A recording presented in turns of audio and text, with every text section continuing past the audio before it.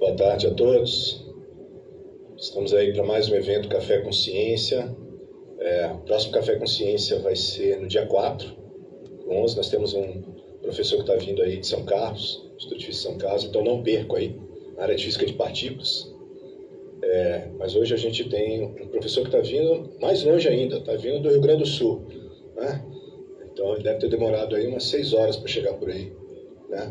Umas 6 horas para chegar aqui. E eu vou, na verdade, passar a palavra aqui para o professor Hildo daqui a pouquinho, mas antes disso eu queria só dizer que eu estou vendo várias caras novas aqui. Teve um evento aqui do LAFISMED que eu também vi várias caras novas. Essas caras não estão aqui. E algumas dessas caras que eu estou vendo aqui não estavam lá em outros.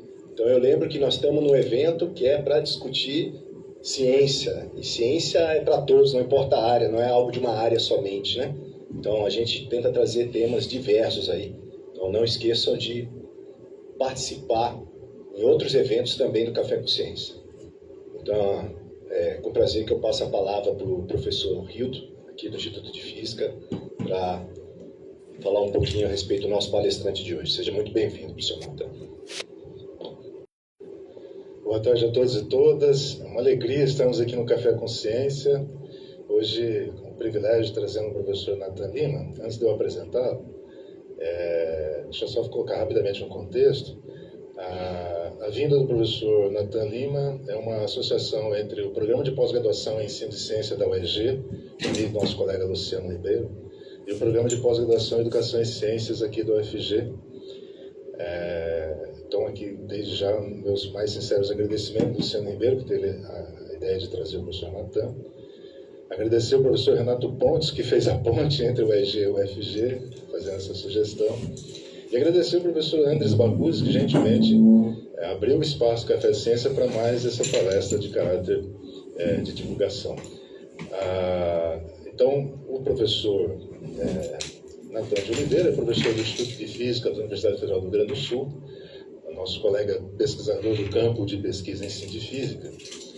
Natan é físico pela PUC do Rio Grande do Sul, é doutor em ensino de física pelo Instituto de Física da URGS, um dos programas mais consagrados na nossa área, e atua na área de História e Filosofia da Ciência e da área de divulgação científica. Acho que muitos de vocês já conhecem o canal dele, tem um canal no Instagram e no YouTube. Aliás, muitos conhecem o professor Natan pelos canais, né? Mas ele é um grande pesquisador do campo de ensino de física. Então, sem mais delongas, com vocês, eu passo a palavra ao professor Natan Lima para dar a palestra.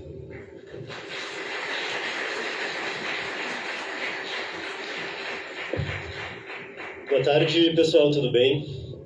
Primeiro agradecer, então, Hildo, pelo convite. Prazer enorme estar com vocês. E o tema que eu quero conversar é justamente sobre a declaração dos 100 anos da mecânica quântica pela ONU. A ONU declarou 2025 o Ano Internacional da Ciência e Tecnologia Quântica e o centenário da mecânica quântica. Quem aqui já cursou disciplina de mecânica quântica ou física moderna ou algo parecido? Provavelmente, né, quando vocês fizeram física moderna, normalmente se associa o início da teoria quântica ao trabalho do Einstein ou do Planck em 1901-1905. Mas os historiadores costumam colocar como marco fundamental um artigo de 25 do Heisenberg, que não é o artigo da incerteza, eu vou mostrar qual artigo é, onde você tem então uma quebra muito clara de formalismo matemático com o que era feito até então. Então, a ideia dessa palestra, e até dando um contexto, né, ela é uma palestra pensada a partir da área de educação em ciência, e como que a gente fala de mecânica quântica e da importância da mecânica quântica para as pessoas, para os professores, e aí a perspectiva histórica aparece aí como uma possibilidade de dar sentido para o público geral. Então eu vou caminhar, provavelmente sem nenhuma grande novidade matemática, né, para nós aqui, mas tentando mostrar uma perspectiva histórica que traga ou explicite rupturas que muitas vezes os livros didáticos não mostram, porque a gente está mais preocupado com o domínio do formalismo do que com pensar sobre algumas questões que a teoria acaba suscitando. Então, gente, primeiro ponto, poderia se imaginar, se a gente pensa em termos de perspectiva social, que por ser uma teoria centenária, ela não é algo contemporâneo ou que não suscite novas novidades recentes, né, ou esteja algo que suscite, enfim, ideias no dia a dia atualmente. Se vocês fizerem uma procura rápida, tá, no Google, eu coloquei aqui, isso já é de alguns dias atrás, se vocês olharem a parte de notícias do Google, vocês vão encontrar notícias de dias ou de horas, e aí vocês vão encontrar notícias falando de computação quântica, novo estado da matéria, interpretação da teoria de físicos e filósofos, criptografia pós-quântica, ameaça ao Bitcoin, algumas outras rápidas aqui, computação quântica de novo estado da matéria, IonQ, e aí vocês reparem que aparecem também o nome de empresas como Microsoft, Amazon, fala aqui do computador quântico da D-Wave, e nome de países também, né? China, Microsoft. Não é muito estranho, né? Ou pelo menos não parece ser estranho, uma teoria científica extremamente abstrata, centenária, e ainda assim ela suscita notícias quase todos os dias.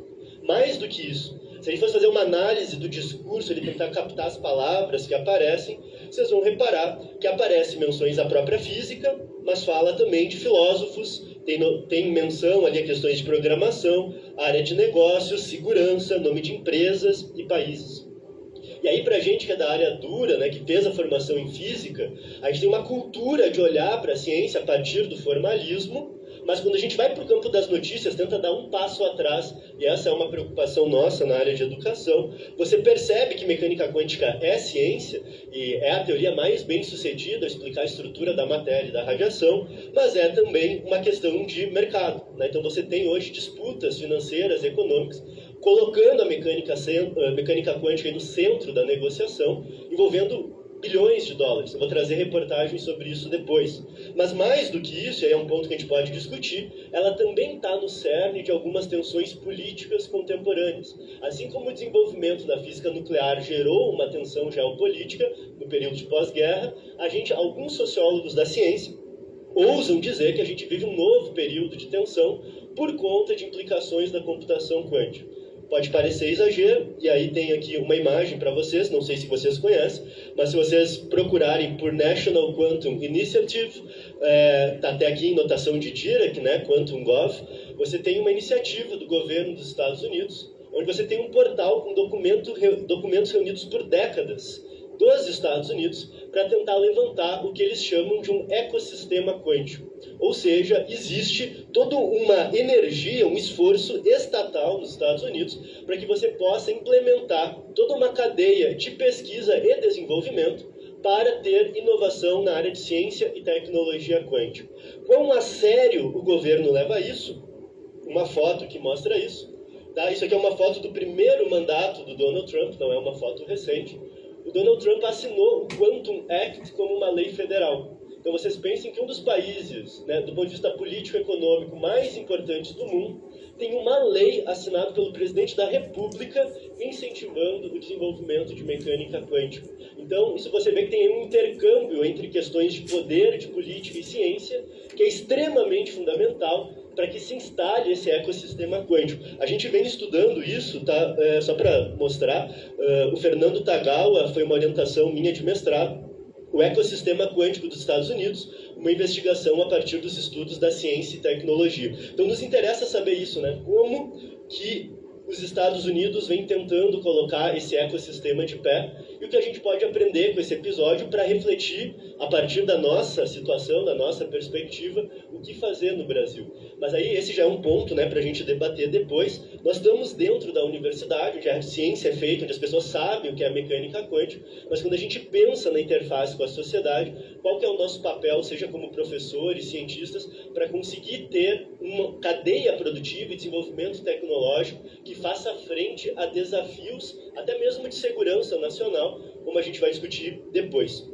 Eu vou acelerar, gente, só para fazer uma passagem rápida, para que a gente possa discutir as últimas questões que são mais interessantes. Mas o que eu quero falar, então, é sobre mecânica quântica. Então, a palestra, né, a apresentação, ela passa por algumas questões históricas de como, da onde vem mecânica quântica, por que ela é tão disruptiva do ponto de vista filosófico, e aí é um ponto que para mim é muito caro também. Se a gente for para as redes sociais, se vocês pesquisarem quântica, vocês vão encontrar muita gente falando de misticismo, espiritualidade, cura quântica, e aí vocês veem um abismo gigantesco, por um lado, uma indústria bilionária em questões de segurança cibernética extremamente sensíveis, por outro, uma população que, quando ouviu falar de quântica, acha que quântica tem a ver com cura espiritual ou alguma coisa assim. Como que a gente da universidade consegue mostrar que, de fato, tem coisas muito estranhas na mecânica quântica, do ponto de vista da filosofia da física, do ponto de vista de como a gente entende a realidade e como a gente descreve essa realidade, mas que isso não tem nada a ver com o que é dito pela internet. Então, como que a gente tenta suprir essa lacuna existente e tenta falar sobre isso? Passando adiante, né, então, retomar por que ela é tão importante, e aí eu quero retomar a questão econômica e possíveis questões que a computação quântica suscita, e por fim, né, rapidamente pensar em desafios para nós, enquanto educadores e enquanto universidade, enquanto instituto de pesquisa também. Então, o ponto que eu quero colocar de partida é, de fato, a existência aí de uma ruptura entre o que a gente pode chamar de uma física clássica e uma física quântica.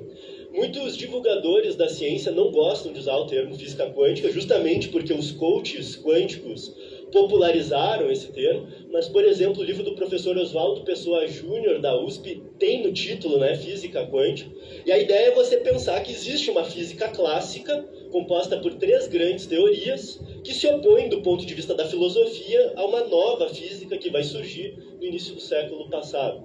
A mecânica quântica, enquanto teoria autônoma, com seus postulados próprios, só surge a partir de 25, mas a partir de 1901 já se começa a construir uma teoria quântica num sentido mais amplo. E ela começa a apresentar alguns indícios de que ela quebra com a filosofia clássica. Então, a minha linha condutora vai ser justamente mostrar a existência dessa ruptura, pelo menos no que a gente chama versão ortodoxa ou interpretação ortodoxa da mecânica quântica. Para isso, então, quais são as 3 grandes teorias clássicas? Se a gente pegar ensino médio, 1º, 2º, 3º ano, a gente estuda mecânica clássica, termodinâmica, teoria eletromagnética. Ciclo básico, essas 3 teorias. Ciclo avançado, repete essas 3 teorias. Final do século XIX, você tem, né, essas 3 grandes teorias, cada uma com seu campo de atuação muito bem sucedida. E todas elas, apesar de ter objetos de estudos diferentes, compartilham de uma concepção de mundo, de uma filosofia comum, que tanto prevê o que é a realidade, então é uma concepção ontológica, como uma concepção epistemológica, nossa forma de descrever essa realidade. Essa visão comum, de forma muito sucinta, o debate é muito mais complexo do que isso, ela tem 4 pontos principais, que é a ideia de realismo, causalidade, determinismo e localidade. As 3 teorias clássicas obedecem a essas ideias. Quando a gente faz física, a gente não explicita isso. Quando a gente ensina física, normalmente a gente não explicita isso. Mas isso é um pressuposto que está subjacente à forma como a gente opera e como a gente resolve problemas. Então, quando eu falo de realismo, e aqui é uma definição simplista, mas eu estou supondo que ao falar de um determinado sistema, ele tem uma lista de propriedades autônomas, independentes de qualquer medida e simultânea. Então imaginem que eu coloque uma bolinha de gude dentro de uma caixa e eu vou chacoalhar essa caixa. A bolinha de gude vai ter uma posição num dado instante, vai ter uma velocidade, pode ter um momento angular, tem uma lista de atributos. Todos esses atributos existem, ainda que eu não veja a bolinha. Então essa ideia de que as propriedades existem simultaneamente, eu não escolho qual existe e qual não existe, e elas não dependem da minha medida, é o que o Einstein, depois, em 1935, vai definir como realismo. Então, isso é bem importante, porque parece uma ideia muito simples, mas, dando já o spoiler, né, a mecânica quântica vai quebrar com todas essas ideias na sua versão ortodoxa, tá, na interpretação de Copenhague. Então, na quântica, essas coisas não funcionam, por mais simples e intuitivas que elas pareçam. Então, o primeiro ponto é o realismo. O segundo ponto é um par, causalidade e determinismo. Eu descrevo os sistemas, ou os processos, assumindo que há causas por trás das mudanças de estado. Se eu vejo uma partícula parada e ela começa a se mover, há aceleração. Se há aceleração, tem uma causa. Essa causa é uma força resultante. Então, toda a descrição é, eu busco causas e depois eu prevejo como o sistema estará no futuro. Na física, o determinismo ele é traduzido matematicamente com a ideia de equações diferenciais no tempo. Eu resolvo uma equação diferencial no tempo e eu sei como que o sistema vai evoluir conhecendo o presente para tempos futuros. Isso funciona bem na termo, na mecânica e na teoria eletromagnética. E, por fim, uma ideia que fica explícita na teoria da relatividade: se eu tenho um determinado evento aqui, eu só vou ter um efeito lá no final da sala depois de um certo tempo. Não pode ter um evento aqui, um evento lá no final da sala, instantâneos, simultâneos, com alguma correlação. Tem que ter um delay, e o tempo, né, que vai demorar para que chegue lá faz com que essa propagação tenha no máximo a velocidade da luz. As três teorias clássicas obedecem essas 4 ideias. Então isso é o que pressupõe aqui, né, uma cosmovisão por trás do que a física fez por 4 séculos. O Mário Bunge, físico e filósofo argentino, morreu, né, criticando a versão ortodoxa da quântica, justamente por dizer que era um absurdo os físicos terem aceito tão facilmente abandonar essas ideias. Tá? Mas eu vou mostrar muito rapidamente que, no fim, a quântica abandona essas ideias na sua versão mais tradicional.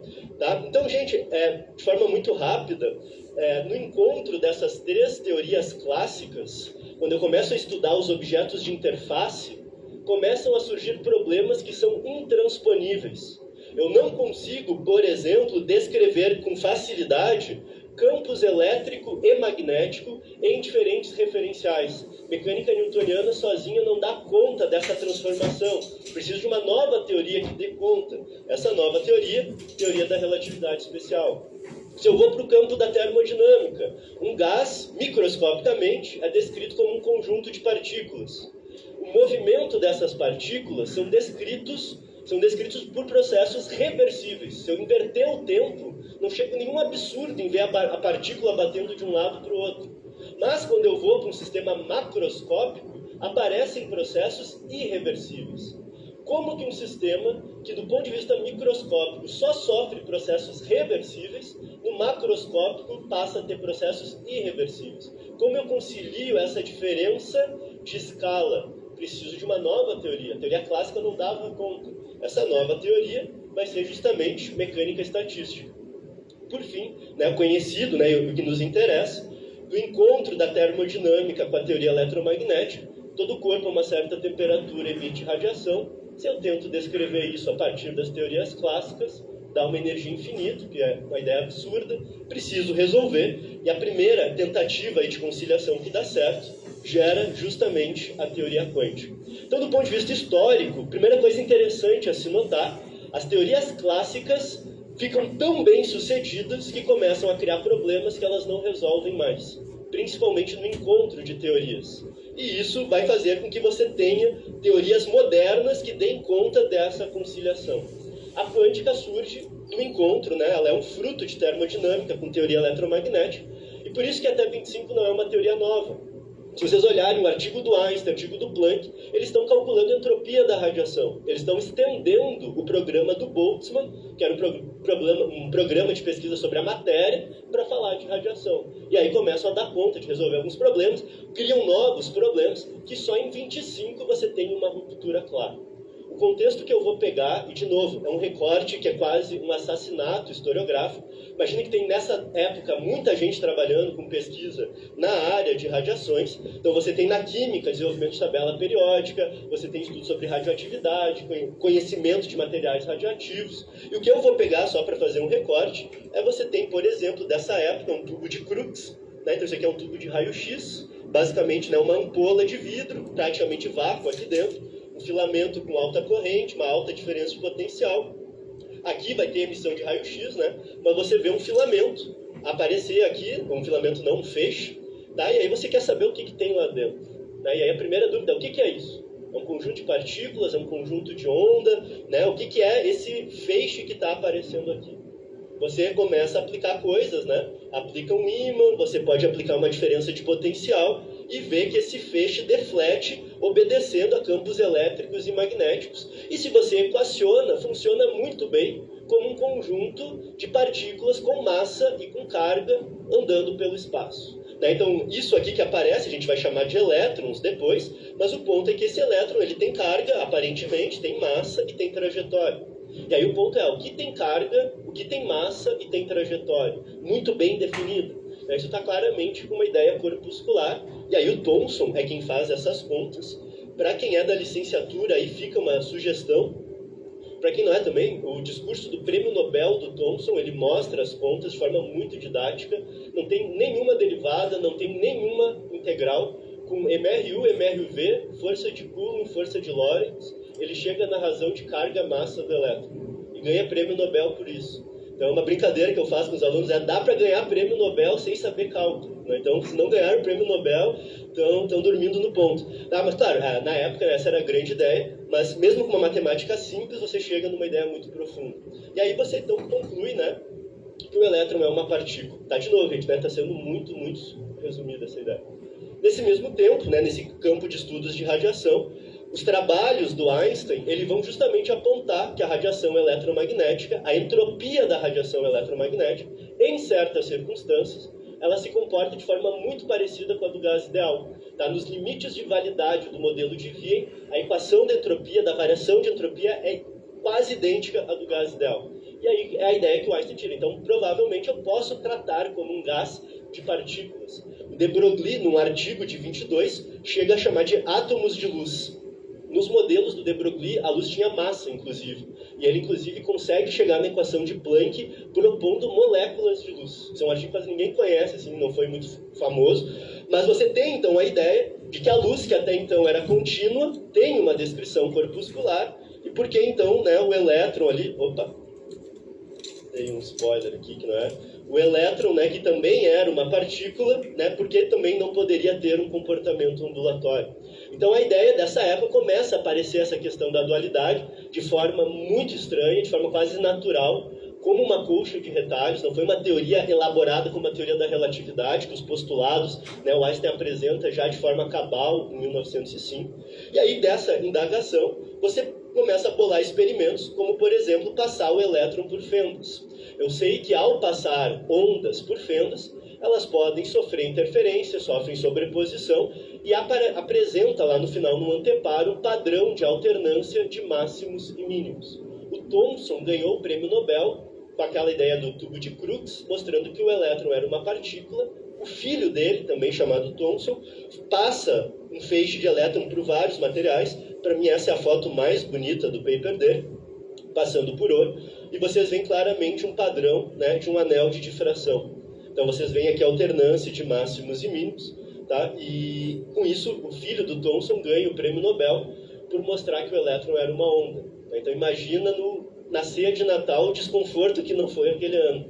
Né? Então, você tem, né, muito rapidamente nessa época uma confusão. Esse é o ponto, gente. E que os livros, às vezes, mostram como uma sequência de fatos, mas o fato é, em 1920, tu não tem a menor ideia do que está acontecendo.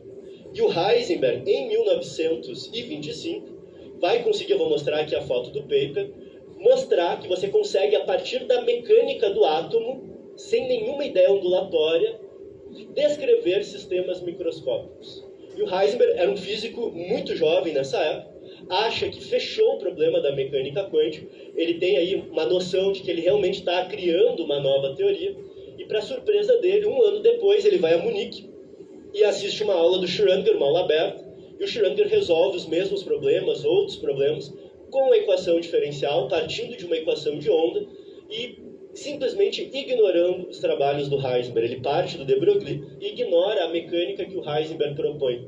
E aí começa um período de disputa intensa. O Heisenberg nessa época estava em Copenhague, volta para Copenhague, o Bohr chama o Schrödinger vai para Copenhague, eles travam um debate intenso, reza a lenda que o Schrödinger adoece, o Schrödinger febril, o Bohr sentado do lado da cama do Schrödinger, continuava debatendo com o Schrödinger só queria ir embora.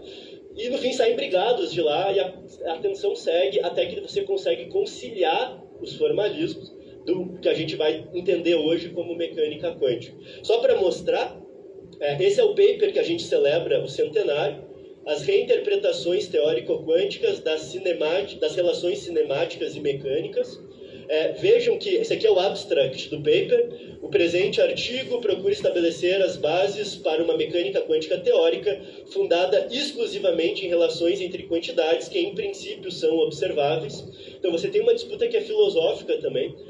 Tanto o Einstein quanto o Schrödinger, o próprio Boltzmann anteriormente, eram racionalistas, e, portanto, você fazia hipóteses sobre o que estava por trás dos dados, enquanto que tinha uma vertente crescente de positivismo lógico, que vai dizer, não, eu tenho que construir a teoria a partir do que eu meço. Eu não vejo a onda do Schrödinger, eu não vejo a onda do de Broglie. O que eu posso medir são intensidades de espectros e frequências. E eu vou construir uma teoria a partir dessas medidas. Então era um embate que não era só entre formalismo, mas entre como que eu construo uma teoria física também.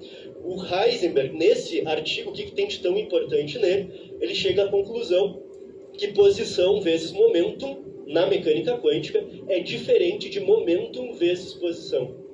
Dizem que o Heisenberg não conhecia matrizes, e ele não usa de fato esse termo, ele só mostra que elas não comutam a essas grandezas, e que outras grandezas podem não comutar também, e é o Pauli, o Dirac e o próprio Max Born que vão ler e vão reconhecer, isso é uma matriz, isso tem propriedade de matriz, e começa um programa matricial. Então o grande embate vai ser entre a mecânica matricial e depois a mecânica ondulatória, e isso conciliado, passado a limpo, vai gerar o que a gente chama de mecânica quântica.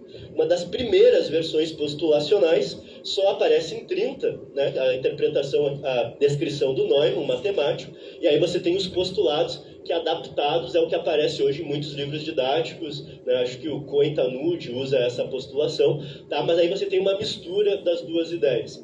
Não é o formalismo que eu vou mostrar aqui, eu vou mostrar uma ideia muito rápida, só pensando em divulgação. Né? Basicamente, gente, a grande ruptura surge porque eu não atribuo mais posição, velocidade, momento angular para minha bolinha de gude, como eu representei antes. Eu boto agora um elétron dentro de uma caixa e eu coloco, associo a ele uma função de onda.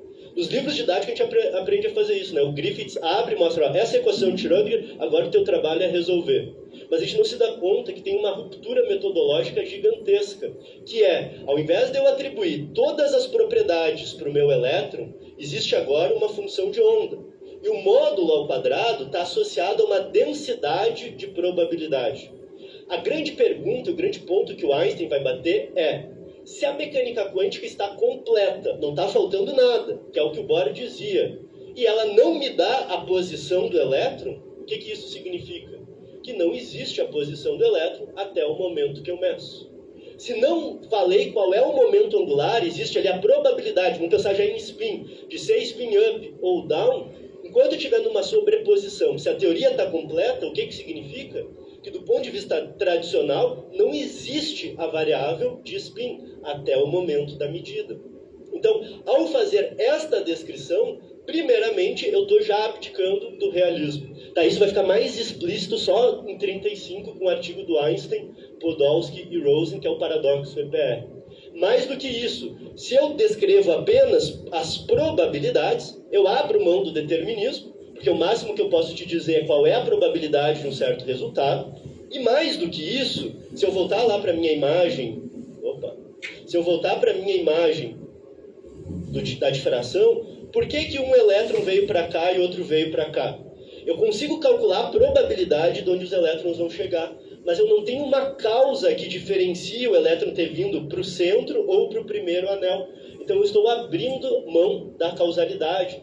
Peguem o átomo de Bohr. O Bohr, no discurso do Prêmio Nobel, ele fala explicitamente isso. Eu tenho um elétron no nível 3, que pode ir para o 2 ou para o 1, está vacante. Por que alguns elétrons vão para o 1 e outros vão para o 2? A mecânica quântica não dá a causa. Eu posso calcular a probabilidade de transição, mas eu não sei o que faz um elétron ir para cada um. E mais do que isso, olha como muda a lógica. Eu não tenho mais o estado presente e prevejo para onde ele vai ir. Eu tenho que te dizer o estado inicial e o final, e o que eu calculo é a energia do fóton emitido. Então, no modelo do átomo de Bohr, em 13, já tem uma quebra com a noção de causalidade. Então, essa simples mudança matemática, gente, já quebra com realismo, causalidade e determinismo. Para a gente finalizar essa história muito rápida, ainda falta a localidade, e aí é o último ponto, que é o teórico que eu quero trazer. Esse vai ser justamente, tá, o ponto de embate, aquela famosa conferência de Solvay de 27, o Mário Bunge diz que foi o debate intelectual, maior debate intelectual do século XX. O Einstein sai derrotado, porque ali o alvo era o princípio da incerteza. O Einstein tenta derrubar, o Bohr sempre consegue trazer uma solução, muita gente sai resignado. O de Broglie diz que desistiu de fazer mecânica quântica depois de 27, só retoma quando David Bohm começa a publicar sobre variáveis ocultas. E o fato é que o Einstein sai perdendo, passam-se 7 anos e o Einstein lança uma bomba em Copenhague, em 35, com o artigo EPR. Não dá esse nome ainda, mas o que o Einstein, sem usar esse nome, está mostrando é que a mecânica quântica tem uma propriedade, ou traz um fenômeno, que é o que a gente chama de emaranhamento. De forma muito simplória, tá? Imaginem que eu tenho a propriedade de spin, como eu comentei antes, up e down, e o importante para eu ter emaranhamento é que eu preciso trabalhar com alguma grandeza que se conserve. Pode ser momento angular, pode ser momento linear, pode ser spin. Então imagina que eu tenho alguma partícula que originalmente tem spin 0 e tem um decaimento. Obrigatoriamente um tem que ser up e outro tem que ser down. Eu não sei qual é qual, mas obrigatoriamente, para manter a conservação, um é up e o outro é down. Eu escrevo isso da seguinte forma: eu tenho um estado em que o primeiro é up e o segundo down, com 50% de chance, né, porque é o quadrado, e 50% de chance em que o outro é down e o primeiro é up. Se a mecânica quântica está completa, esse é o argumento do Einstein, o que eu posso dizer até o momento da medida? A partícula já está com up e eu não conheço? Não, porque senão a teoria estaria incompleta. Até o momento da medida, o que existe é esse estado, o estado sobreposto. Não existe uma partícula já com up e a outra já com down. O que existe é o estado sobreposto. Mas eu tenho um detector de um lado, um outro detector, imaginem que muito longe do outro. E aí eu meço essa partícula e obtenho o spin up. Instantaneamente, o que eu obrigatoriamente tenho que ter na outra medida? Spin down.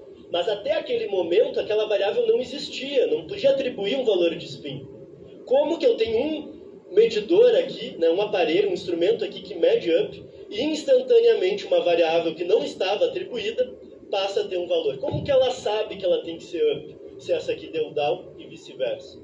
É como, não é exatamente isso, tivesse uma comunicação instantânea. O argumento do Einstein, né, é mostrar então que a teoria é não local e por isso ela deveria estar incompleta.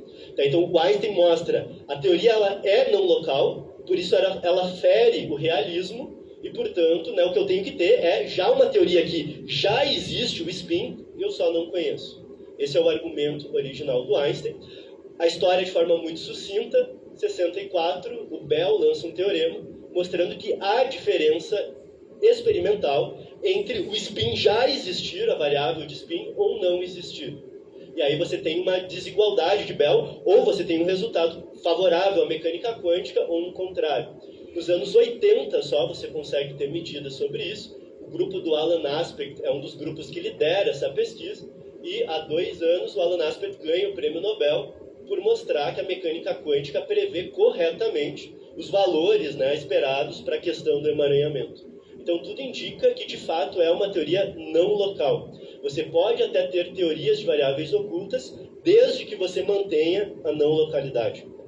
Mesmo assim, na sua versão ortodoxa, você tem as 4 quebras: realismo, causalidade, determinismo e localidade. Ainda que eu queira salvar o realismo a qualquer um dos outros, a não localidade parece ser inegociável. Então, você, de fato, tem uma descrição da realidade que é muito diferente daquilo que a gente está acostumado. Então, vejam, às vezes a gente, né, investe muito tempo, que é fundamental, em fazer as contas, em dominar o formalismo, mas principalmente quando a gente está pensando em educação básica, né, a importância de descrever que realmente você tem uma teoria muito estranha, é uma ruptura mesmo de forma de entender a realidade, mas não tem nada a ver com o que circula aí nas redes sociais normalmente.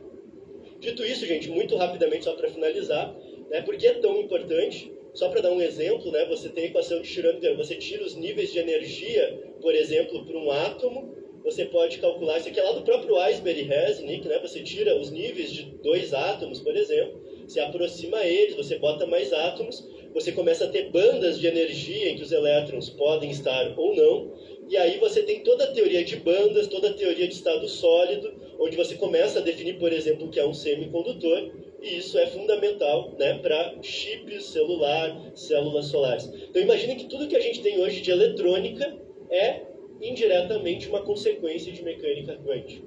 Isso é uma indústria, por exemplo, nos Estados Unidos, que movimenta só semicondutores 246 bilhões de dólares por ano. Só semicondutores, sem pensar em chip, sem pensar em celular, só a indústria de semicondutores. Se a gente pensar em termos de investimento, 140 bilhões investidos pela China em um ano, e a gente começa a ter no Brasil algumas coisas, né, algumas iniciativas, mas já pensando, né, na questão do ecossistema quântico, a importância de ter uma população que saiba a ciência, que reconheça a importância de temas científicos, né, e que pressione politicamente para que você comece a ter, né, andar e olhar para certas questões. Falta muito ainda para ser feito. Isso aqui é uma tecnologia já existente, né, já está no celular de todo mundo, já está no computador de todo mundo. Mas o que eu queria chamar a atenção, só para a gente ter uma ideia, em termos de computação quântica, que há pouquíssimo tempo parecia ser algo muito distante, você tem a IBM, por exemplo, vocês já podem, não sei se vocês têm trabalhado aqui na universidade, você pode entrar no sistema do Qiskit da IBM e operar o computador quântico da IBM à distância. Ou você pode ter computador quântico, ou você pode trabalhar com o desenvolvimento de algoritmos quânticos e o seu computador rodar isso no computador da IBM. A IBM já oferece, tá, uma certificação de desenvolvedor, tem pouquíssimas pessoas com isso, e aí pensando que a computação quântica é extremamente sensível para a área de segurança, de autonomia, de tecnologia da informação, muito rapidamente a gente vai precisar formar profissionais capazes de trabalhar nessa área. A importância de um instituto de física, de professores de física, seja para a população geral, como para formar esses profissionais que vão trabalhar diretamente numa área que é estratégica do ponto de vista financeiro e político. E aí, para a gente pensar juntos, tá?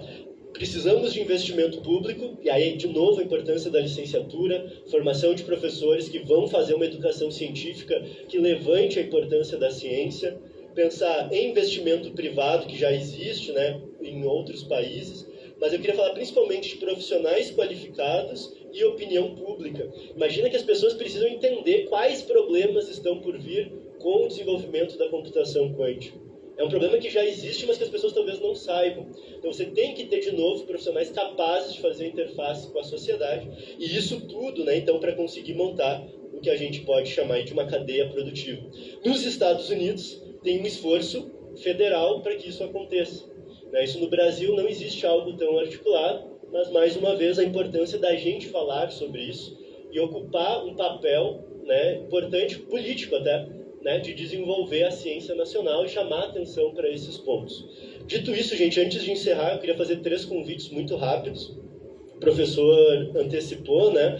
Tem um perfil no Instagram, natan.w.lima, se alguém não conhece, quiser conhecer. A gente vem dentro do Instituto de Física da URGS trabalhando muito com divulgação científica. Existem projetos institucionais, né? A gente tem lá o CREF, que tenta fazer esse trabalho de interface com a sociedade também, mas faz uns 3 anos que eu comecei a falar de mecânica quântica no Instagram. Física e mecânica quântica, história da ciência, educação, e era um perfil pessoal, tá? E hoje já passou de 60 mil seguidores, e é um desafio que eu acredito que é fundamental. A gente não fala de mecânica quântica nas redes sociais, porque fica com vergonha, eu acho que não é o nosso papel, mas alguém vai falar de mecânica quântica nas redes sociais. Tem gente lá falando de mecânica quântica. Se não formos nós falando, outras pessoas falarão. Então eu prefiro que seja a gente falando de ciência, a gente falando de educação, a gente falando de física, porque alguém precisa ocupar esses espaços. Então fica algo para a gente pensar juntos. Na esteira disso, só um projeto que eu queria comentar com vocês. A gente tem feito várias iniciativas. A gente fez um clube do livro, cuja ideia é ler livros de temática científica, desde livros que falam de filosofia da ciência, romances, ficções científicas, biografias, divulgação, né? Então, a ideia é um encontro por mês, a gente se encontra, tem o livro A Leitura Prévia, né? É junto com a Larissa Santos, uma professora de astrofísica numa universidade da China, e a gente tenta, né, então, criar iniciativas, né, de divulgação científica para conseguir, enfim, criar momentum, né, e trazer as pessoas para falar de ciência, pensar sobre a ciência. E o último convite, para quem não conhece, eu publiquei ano passado o livro Na Busca do Mundo Quântico, que é um livro de divulgação científica, né, com esse viés histórico. Não é um livro de história, porque tem livros de histórias já excelentes, mas os livros de história, assim como os de física, são muito rigorosos, muito arenosos para o público geral. E a ideia era contar uma história de divulgação, que tivesse correção conceitual, mas que fosse numa linguagem acessível. Então, quem também quiser conhecer o livro, eu estou com alguns exemplares aqui, quem quiser comprar também, daí não tem o preço do frete da editora, tá? Mas quem não quiser, mas puder dar uma olhada depois, procura lá no Instagram, que vai encontrar mais material sobre isso aqui. E aí, para finalizar, o último slide, o Einstein, eu queria terminar com uma frase do Einstein. O Einstein é famoso por frases que ele não disse, né? Mas essa é uma frase que ele disse. O Einstein estava caminhando em Princeton com um amigo que depois virou um dos seus principais biógrafos, que é o Abraham Pais. E o Einstein faz a seguinte provocação, né? Que eu gostaria de fazer para vocês. Vocês realmente acreditam que a Lua não está lá quando ninguém está olhando? É óbvio que é uma brincadeira, né? Porque primeiro não é olhar no sentido humano e não vale para a Lua, mas isso funciona para um elétron, né? Aquela questão do antirrealismo é justamente enquanto eu não meço, o elétron não está lá. Ele está num estado sobreposto, que é uma coisa que não nos diz nada, né? A gente não tem palavras para descrever o que é. Mas a mecânica quântica, na sua versão ortodoxa, funciona como se a Lua não estivesse lá enquanto eu não estou olhando. E o mais estranho é que isso movimenta uma indústria de bilhões de dólares e que movimenta até presidentes da República. Então, é no mínimo algo curioso. Eu deixo essa pergunta para a gente pensar. Obrigado.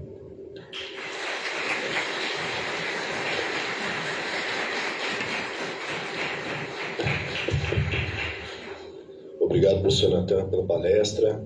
Então, pessoal, aqui é o Café Consciência. Agora vamos começar com discussões. Então, estamos abertos para perguntas. Perguntas? Sim, para mim não, é para o palestrante.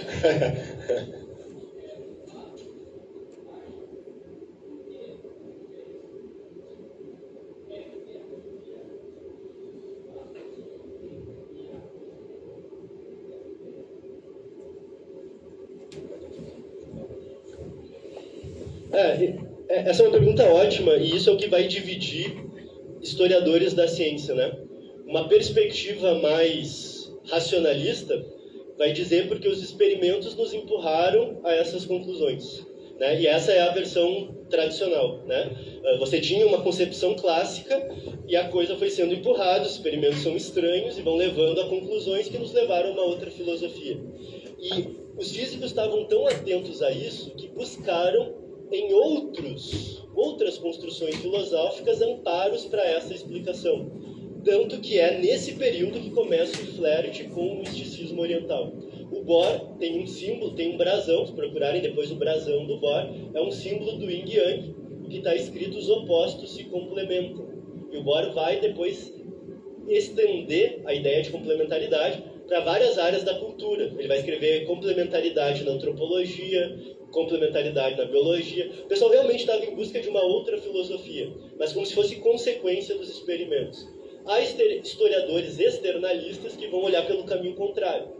Havia uma questão cultural, social na época, em que você tinha já um movimento filosófico de afastamento do Ocidente e um olhar para o Oriente. Então, por exemplo, você vai ter na filosofia a fenomenologia, você vai ter na psicologia a gestáltica, alguns termos que acabam aparecendo nos próprios artigos e textos do Heisenberg e do Bohr. E aí, um caso, por exemplo, emblemático, o pai do Bohr era professor de Copenhague na área de medicina e muito amigo de um filósofo, o nome é Hofstede, um dinamarquês, neo-kantiano, que toda a construção dele é se opondo à separação entre sujeito e objeto. Que isso é uma ficção nossa, mas que, na verdade, né, no ato da experiência, sujeito e objeto se misturam. E aí você tem trechos do Bohr discutindo Kant que são muito semelhantes aos discursos do Hofstede. Então, quanto que essa influência filosófica não foi importante? Então, é uma mistura das duas coisas, né? Você tem um caldo cultural propício na época e, ao mesmo tempo, você tem experimentos que muito dificilmente você consegue explicar com uma filosofia clássica. Na década de 50, você vai começar a ter, por exemplo, né, David Bohm, com a interpretação de variáveis ocultas, a tentativa de resgatar causalidade, determinismo, realismo, mas isso fica no campo da interpretação, ou seja, você não tem um experimento que diferencie as interpretações. Se você conseguir espremer as interpretações a ponto de bolar um experimento que pudesse diferenciar, aí você passa a ter diferentes teorias, testa e vê qual está certo. Mas, em princípio, hoje você não tem ainda como diferenciar essas questões.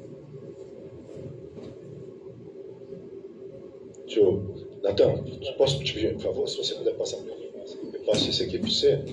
Vamos tentar fazer a pergunta aqui, porque a gente está no Instagram também, tá bom?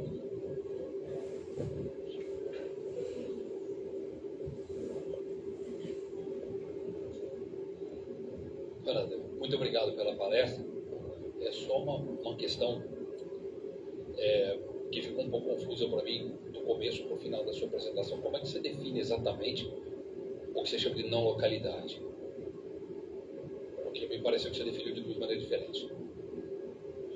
A não localidade aqui, né, ela está manifestada no fato de eu ter...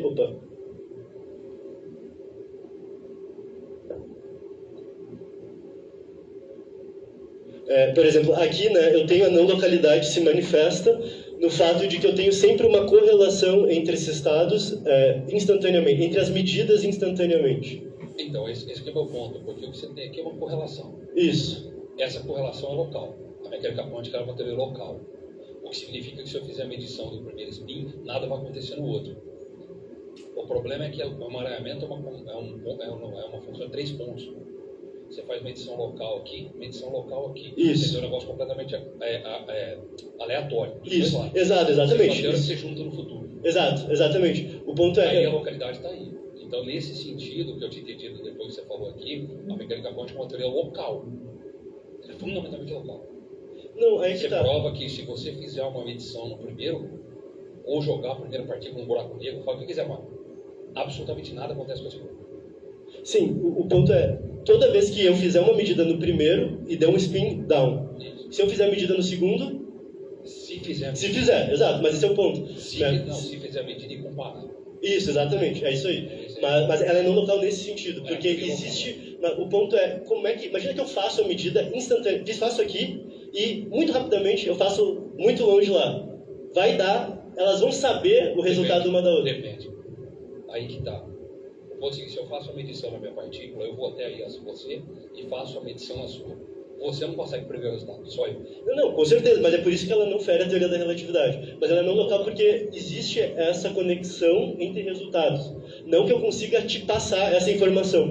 E esse é o ponto, né, que depois vai ser argumentado. Eu não violo a teoria da relatividade justamente porque eu não consigo ter essa quebra de causalidade.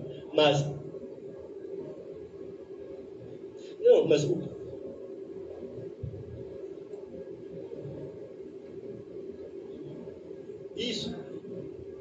Isso, exato.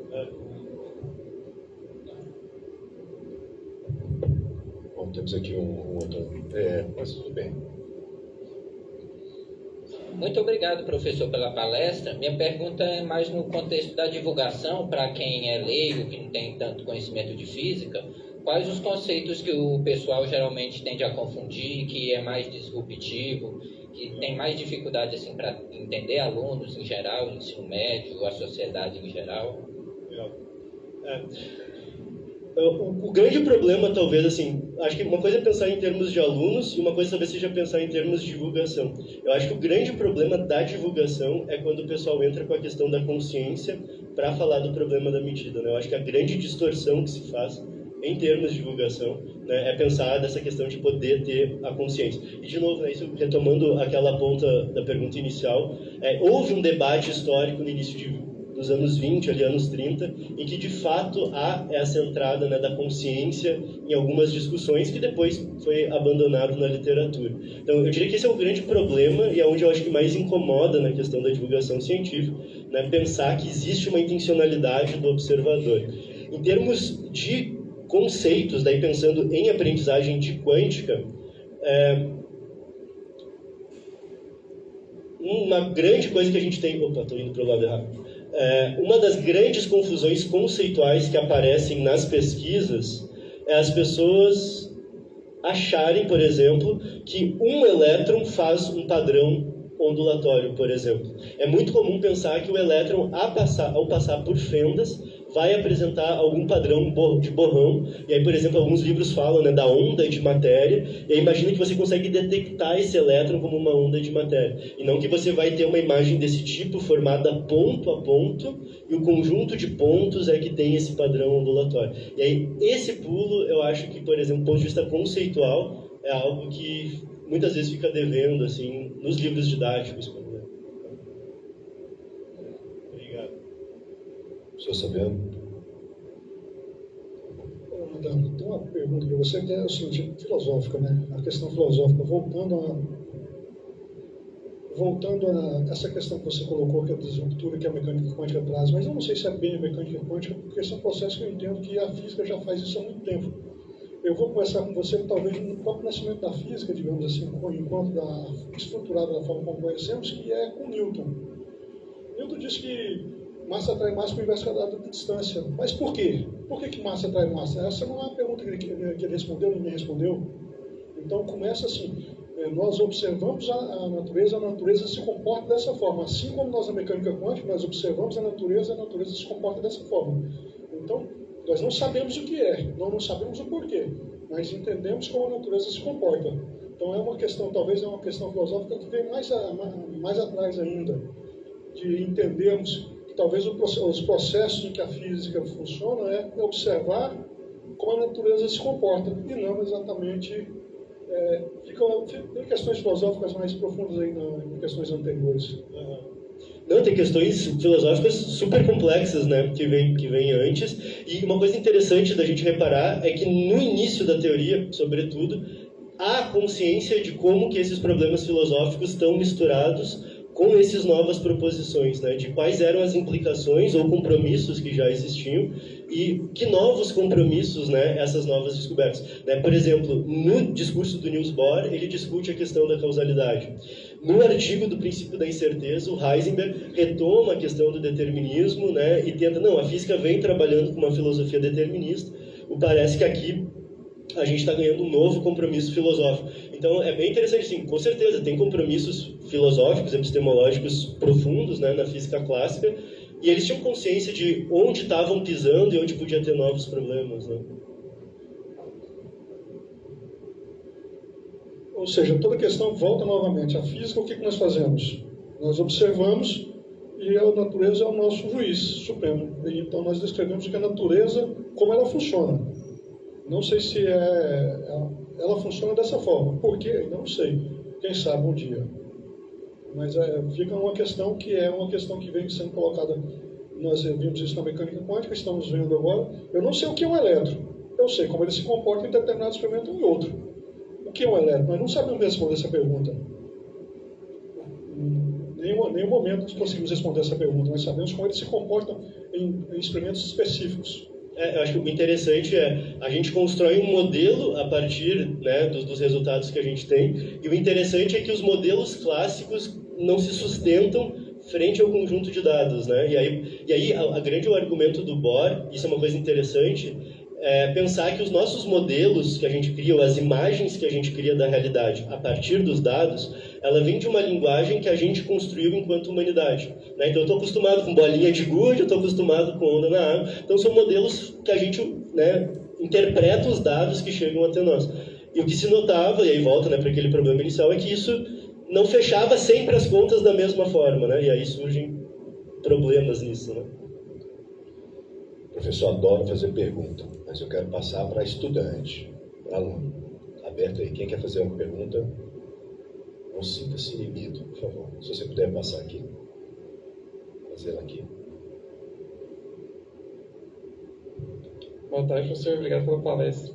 Uma curiosidade que eu tenho, queria saber a sua opinião. Tipo assim, para os próximos anos, né? Evidentemente que as grades curriculares elas vão mudando ao longo do tempo, né? Sei lá, acho que 100 anos atrás ninguém estudava relatividade no colégio, mas em algum momento passou a estudar. Você vê, pelo menos assim, os princípios da teoria quântica velha, efeito fotoelétrico, pelo menos nesse quesito, esse tipo de conteúdo entrando como uma coisa efetiva dentro do ensino médio, ou você não vê isso acontecendo? Você acha que isso fica somente no ensino superior mesmo? O movimento, né, de pesquisa na área de ensino defenderia defende essa inserção cada vez maior. Isso vem desde a década de 80, pelo menos, da literatura falando sobre isso. Mas o movimento político que a gente vê, educacional, é no sentido contrário, né? Assim, sendo pessimista, a expectativa é de cada vez menos você tenha espaço para a física moderna, né? Só para dar um exemplo que acaba sendo crucial na prática, justamente a matriz de temas do Enem não prevê física moderna. E na prática isso acaba sendo decisivo para as escolas decidirem não falar de física moderna, né? E não se vê nenhuma discussão, pelo menos política, no sentido contrário, né? Para que a gente pudesse, infelizmente, os processos seletivos acabam sendo um motor fundamental para decidir o que se dá na educação básica e não parece ter algo acenando no sentido de botar mais física moderna. A literatura, a pesquisa, a comunidade preconiza isso, né? Mas eu não vejo isso acontecer.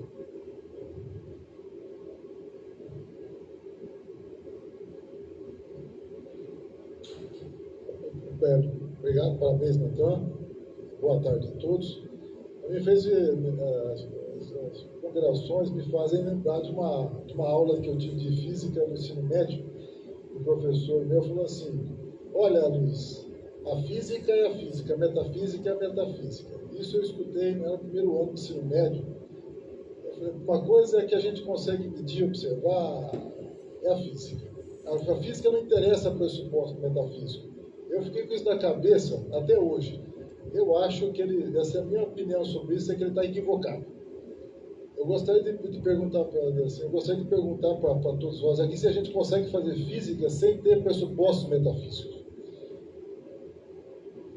Entendeu? Então, essa é uma pergunta que eu gostaria de fazer para você. O que você responderia para aquele professor meu lá do ensino médio que falou que física não precisa de metafísica, ou não precisa de pressupostos filosóficos? Isso me incomodou. Hoje eu particularmente rechaço isso de maneira... E aí, por exemplo, o pessoal vai para o laboratório de Física 1, começa a fazer estatística lá, tá? A pergunta é, por que eu posso usar estatística lá? O que me permite que eu faça aquelas medidas que eu estou fazendo? Por que eu desconsidero a temperatura quando estou fazendo choque de bolinha no plano inclinado, lá para calcular, conversando com quantidade de movimento? Então, são questões desse tipo que vão passando e vão, assim...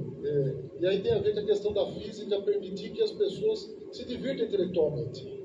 E o papel da divulgação científica da física, eu acho que seria... então, aí tem uma questão para aproveitar, eu queria ver a resposta sua para o meu professor, tá certo? Sobre isso. E aí, eu já fiz uma pergunta, eu já fiz. Não, mas a gente vai continuar conversando. E a segunda é que, assim, eu gostaria que você pudesse falar para o Salviano, por exemplo, que existem tipos de realismo, por exemplo, e que ou seja, que a interpretação dele é uma interpretação. Eu gostaria que você falasse um pouco de que existem vários tipos de realismo e tal. Essa questão...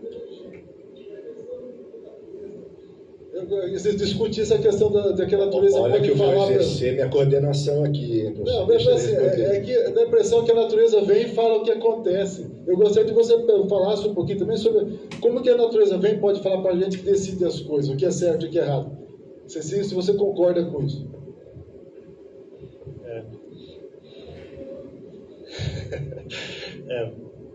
Isso é interessante, né? O ponto é justamente a gente tem uma certa prática, né? A gente, quando faz física, está fazendo a física, né? E eu posso resolver os problemas e sair resolvendo sem me dar conta de que existe uma visão de mundo subjacente, né? E o Mário Bunge é um físico argentino, filósofo realista argentino, e ele dizia isso, né? Sempre tem uma metafísica subjacente. Eu posso estar consciente dela ou não. E quando eu não estou consciente, isso é muito perigoso, porque eu não sei exatamente todas as consequências do que eu estou fazendo. E aí tem um artigo, por exemplo, do Einstein, que é Física e Realidade, está traduzido na RBF, Revista Brasileira de Ensino de Física, em que o Einstein, né, com a sua capacidade filosófica, ele vai argumentando, né, a física parte de um pressuposto de que existe um corpo, um objeto corpóreo externo, e aí ele vai trazendo uma série de premissas filosóficas, que são muitas, até chegar no momento de eu fazer a medida e interpretar essa medida. Então, quando a gente vai lá e mede algo e começa a interpretar os resultados das medidas, tem uma série de compromissos anteriores que estão implícitos. Eu posso simplesmente chegar e fazer a medida e sair tocando sem pensar, mas os compromissos estão lá, né? Qual é o sentido de eu atribuir essas propriedades a um corpo, a encontrar regularidades, formular leis, né? Então, sempre vai ter uma visão subjacente, né? E aí o interessante é isso, quando eu faço medidas, essas medidas sempre estão com uma certa carga teórica sobre elas, né? Nunca é uma medida pura, ou pouquíssima, não vou dizer nunca para não me comprometer, mas quase sempre, você tem algum grau de interpretação teórica já. Quando eu meço uma corrente num amperímetro, já tem uma teoria por trás da medida, né? O Oswaldo Pessoa comenta, né? O que eu meço ali é deslocamento angular, essa é a medida, não é o valor da corrente, né? Tem que ter teoria para eu medir a corrente. Então, toda medida já tem uma pressuposição teórica também. Então, mesmo as medidas da natureza já são construções também. E não é porque são construções que não são válidas, né? Que é outra confusão. Não é porque é uma construção, então é uma elucubração. Não, mas tem uma carga teórica naquela medida que está sendo feita, né? Acho que é por aí. E quanto aos realismos, né? Existem livros gigantescos sobre realismos, né? Essa definição de realismo que o Einstein apresenta está no artigo de 35, mas você tem níveis de realismo, né? Você tem realismo ontológico, epistemológico, metodológico, né? Tem questões até políticas que vão para a questão do realismo, né? E aqui é uma definição bem simples, assim, só para fechar uma narrativa de pensar, né, nessa lista de propriedades simultâneas e independentes, né? E que para o Einstein deveria ter 100% de relação com o elemento teórico, idealmente, para que um conceito existe o momento linear. É porque toda vez que eu prevejo, eu meço e bate com a medida. Isso daí eu posso dizer que o momento é real. Como a quântica não faz isso, para o Einstein, então, ela é uma teoria não realista, né? Mas é uma possível definição de realismo. Bom, legal, nós estamos chegando perto de 2 horas. O coordenador ainda não fez nenhuma pergunta, né? Eu vou aproveitar que eu estou segurando esse cara aqui e vou fazer umazinha. Natan, obrigado, obviamente, pela sua palestra. Você, no final, faz um comentário a respeito de divulgação científica. Você mostrou aí, você já tem mais de 60 mil seguidores. E nós, professores, que somos mais antigos, nós não temos o costume de estar lá na rede social. Eu queria saber se você podia fazer um comentário e dar dicas aí, o que você acha, como é que é interessante de os professores e também de estudantes, né, começarem a se envolver para realmente estar podendo falar de ciência de maneira correta, de maneira adequada. Essa é uma pergunta ótima e é super difícil, na verdade, porque a rede social, gente, ela te empurra para uma situação que é, por exemplo, o Instagram. Você vai fazer vídeos de 1 minuto. E a gente tem toda uma formação para falar sobre um conceito em uma aula de 1h30 ou em várias aulas, dependendo do conceito.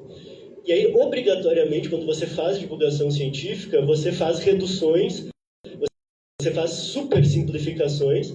E aí, de novo, a importância de você estar consciente dos compromissos, assim, você vai estar cometendo um erro de certa forma, né? E o que eu diria é, você tem que ter um certo desapego, no sentido de saber que você não vai dar a sua melhor explicação sobre o que é mecânica quântica ou qualquer outra teoria, e o quanto que você está disposto para simplificar a ponto de que não seja um erro, né, absurdo. Então, você vai falar de forma simplificada até o ponto que você acha que é razoável, e esse é um exercício que eu diria que, assim, é quase que um exercício científico, metodológico, que é de tentativa e erro, né?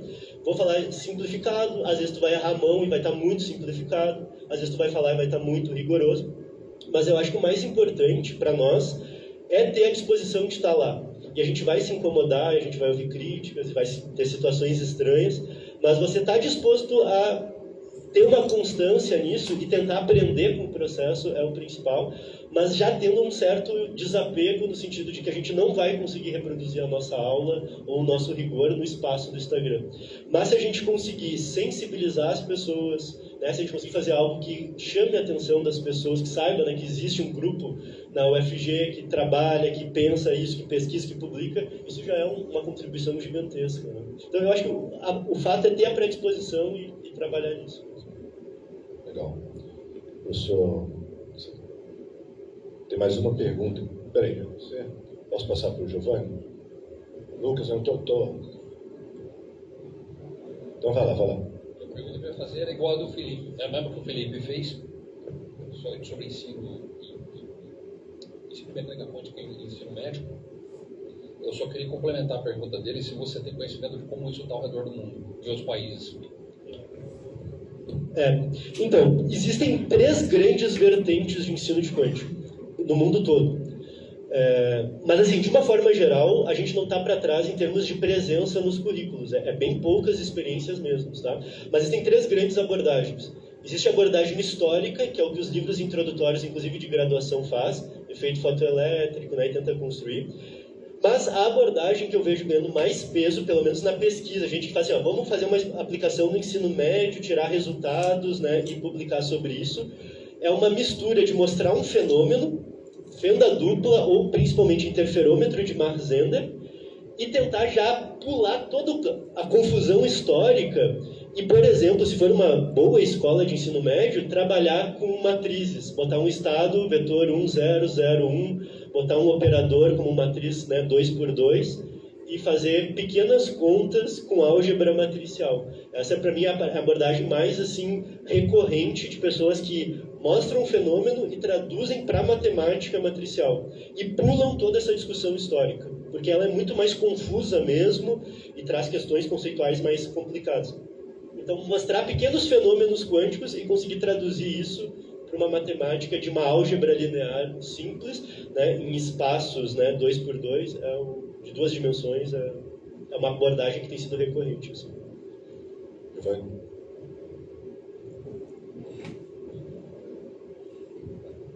Bom, professor, obrigado pela palestra e parabéns pelo conteúdo que o senhor divulga no Instagram. Ontem eu fiquei curioso e fui olhar. Então, uma coisa que de verdade me deixou muito surpreso positivamente é o aspecto quantitativo. Quando você nunca abre mão, nunca é só uma discussão qualitativa. Você faz questão de colocar contas.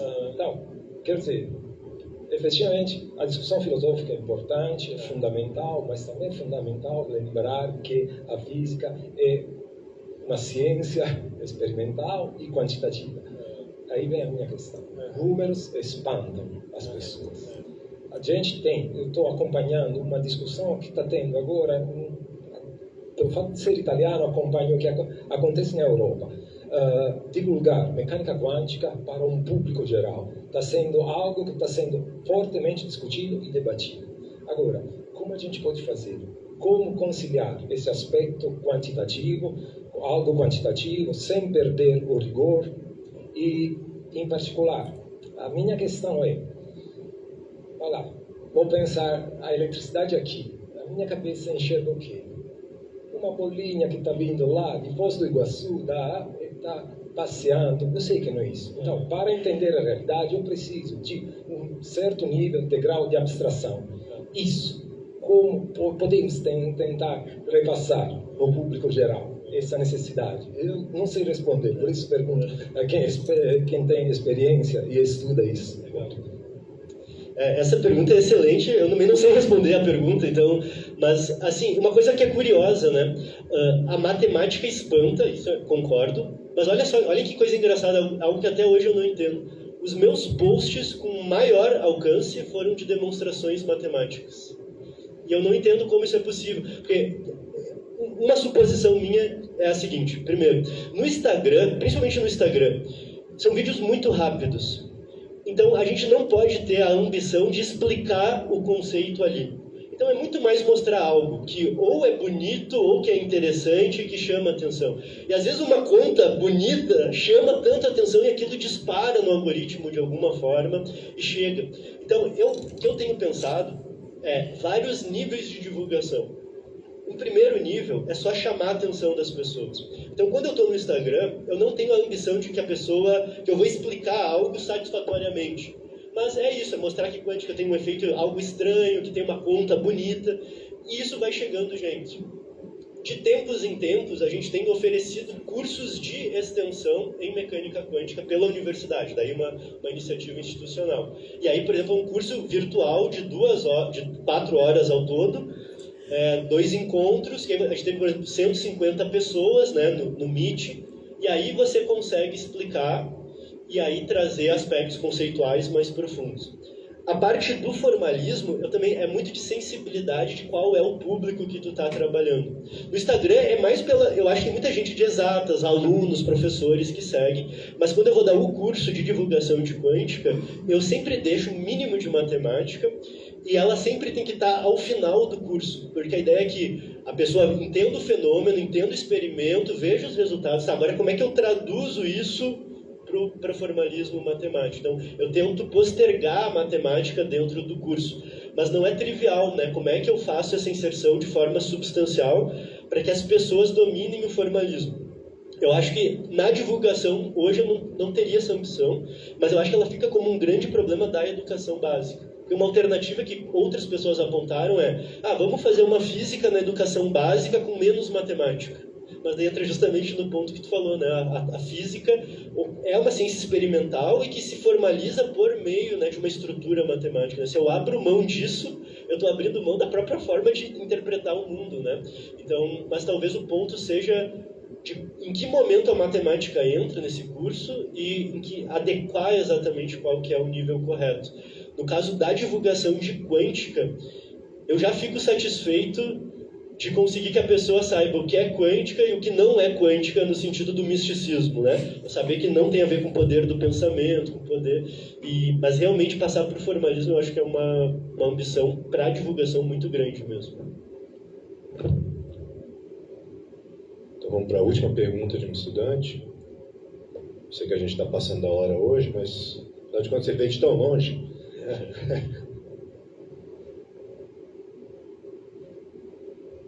Professor, muito obrigada pela palestra. Eu tenho uma dúvida. É que eu sinto que na física a gente está muito preocupado em fazer uma descrição matemática dos fenômenos, né, da natureza experimental e menos uma preocupação em entender de fato por que essas coisas estão acontecendo, né? Por exemplo, o início do universo. A gente fica muito preocupado em descrever o que aconteceu lá, em saber o que aconteceu, mas não por que tudo aconteceu. E aí a minha dúvida é se a filosofia da ciência ela está preocupada em resolver essas questões e se tem trabalhos na área, assim, se você conhece, que tenta encontrar alguma explicação para essas coisas que a gente não se ocupa muito. Interessante. É uma questão difícil assim, de responder também. E aí acho que entra... Agora eu não me lembro de qual pergunta foi feita, mas justamente, né, aí entra uma questão metodológica, né, do que a gente consegue fazer na tentativa de descrição da realidade. Né? Então você tem um fenômeno, você tem coisas que você pode medir, você pode tirar relações e começa com essa descrição. Né? Você vai criar modelos no qual você supõe uma realidade subjacente aos dados que você tem, né? Então, pegar o caso bem do Boltzmann, né? Quando o Boltzmann propõe mecânica estatística, ele vai dizer: eu vou modelar um gás como um conjunto de partículas. A grande crítica do Mach, na época, é: você não pode medir as partículas. Então, isso não é física, isso é filosofia. Porque você só poderia falar daquilo que você mede. Como você não mede as partículas, você não poderia pressupor a existência de átomos. Daí o Boltzmann vai dizer: não, eu pressuponho que os átomos existem, monto toda a teoria, né, faço alguns postulados, chego numa expressão para entropia, da entropia eu consigo tirar parâmetros termodinâmicos, e esses parâmetros eu meço, se batem com o que eu previ, sustenta, né, a hipótese original. Então, normalmente, por uma via racionalista, a ideia é essa: eu vou pensar, né, eu vou propor modelos, vou propor hipóteses, e se enquanto isso tiver um contraste com a empiria que seja positivo, não tem nenhuma oposição ao meu modelo.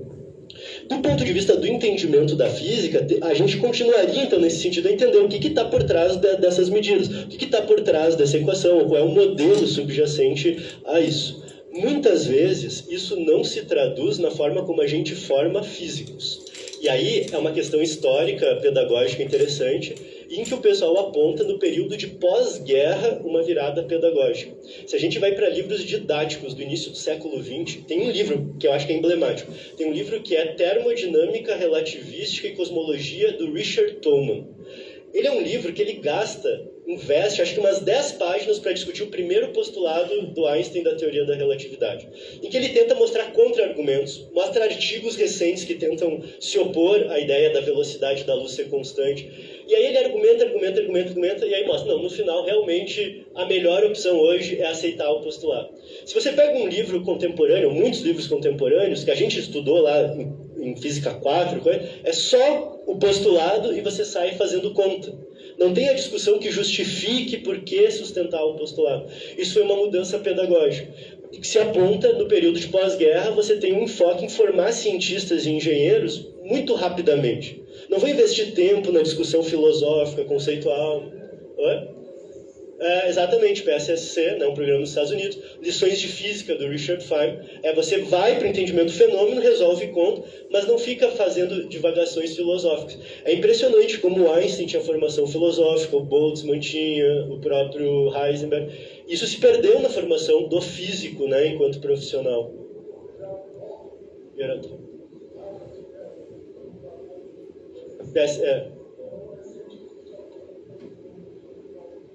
O professor está lembrando, é o projeto Harvard nos Estados Unidos, é um contraponto.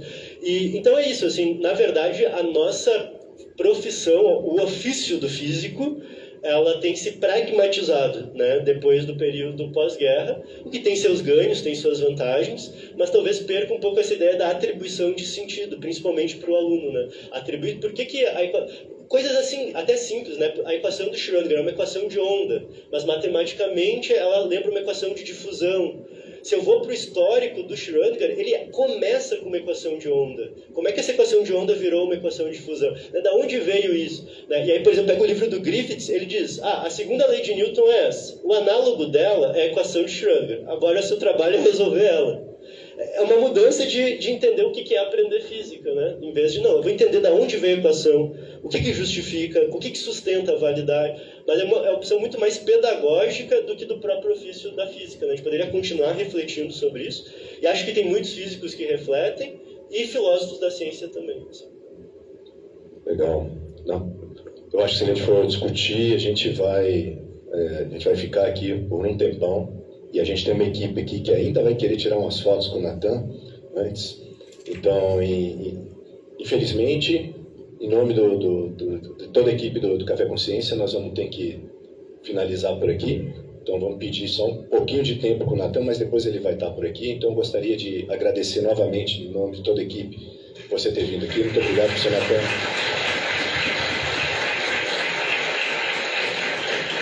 E gostaria também de lembrar a todos que daqui a 2 semanas temos um outro Café Consciência, tá certo? Está vindo o professor Vitor, lá do Instituto de Física de São Carlos. Tá? Nos vemos todos daqui a 2 semanas.